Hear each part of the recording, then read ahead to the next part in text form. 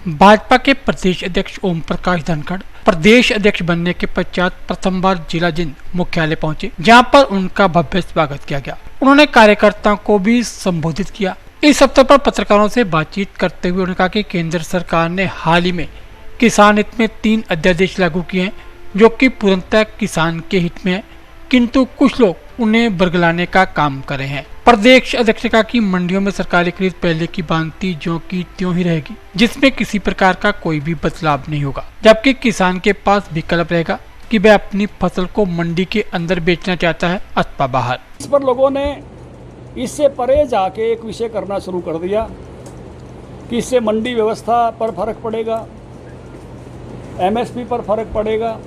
तो पहली बात यह है कि एमएसपी कृषि लागत एवं मूल्य आयोग के कानूनों के तहत, व्यवस्था के तहत तय होता है, उसको किसी ने नहीं छेड़ा है। एमएसपी ज्यों का त्यों रहेगा और सरकारी खरीद भी ज्यों की त्यों रहेगी मंडियों में।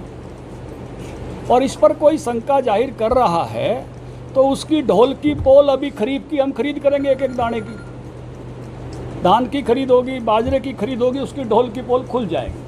इस पर शंका का किसी प्रकार का कोई कारण नहीं है। ये 3 कानून तो कोई किसान मान लो खुद अपना सामान बेचता है, पहले भी बेचता था, उसको सुरक्षित करने के लिए बनाए गए हैं कि उसके लिए पूरे देश का बाजार ओपन है, खुला हुआ है।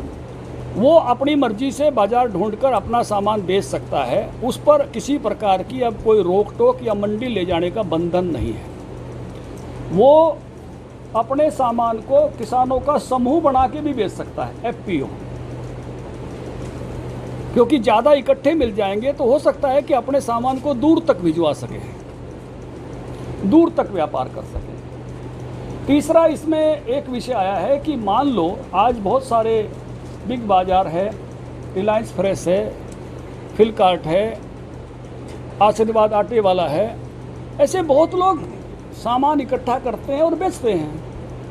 तो ऐसे लोग अगर किसान के साथ कॉन्ट्रैक्ट करना चाहते हैं कि भी आपका गेहूं मैं लूँगा आशीर्वाद आटे के लिए, या आप 306 उगाओ या सरबती उगाओ, किसी खास किस्म को उगाओ, तो उनका कॉन्ट्रैक्ट होने के लिए उस कॉन्ट्रैक्ट में किसान कैसे सुरक्षित रहे, इसकी व्यवस्था की है।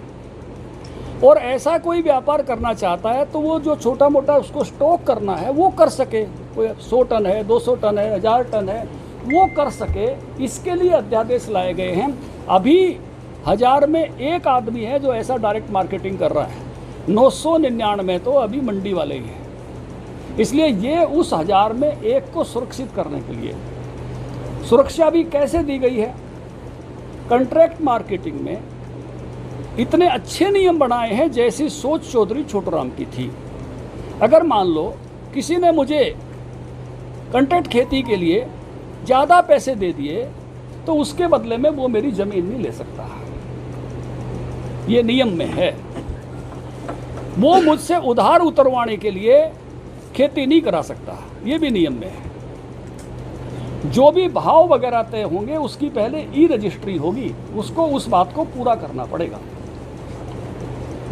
ये 2 चीज़ किसान से ले ही नहीं सकता, ये उस कानून में है। तीसरी बात, अगर मान लो कोई मेरे से चेरी टमाटो उगवाता है और कहता है कि भाई पोली हाउस चाहिए, पोली हाउस के पैसे दे देता है, तो वो मेरा कॉन्ट्रैक्ट ख़त्म होने के बाद एक निश्चित समय सीमा में अपने पोली हाउस को नहीं उतारता मेरी अगली फसल से पहले, तो पोली हाउस मेरा हो जाएगा, ये भी नियम में है।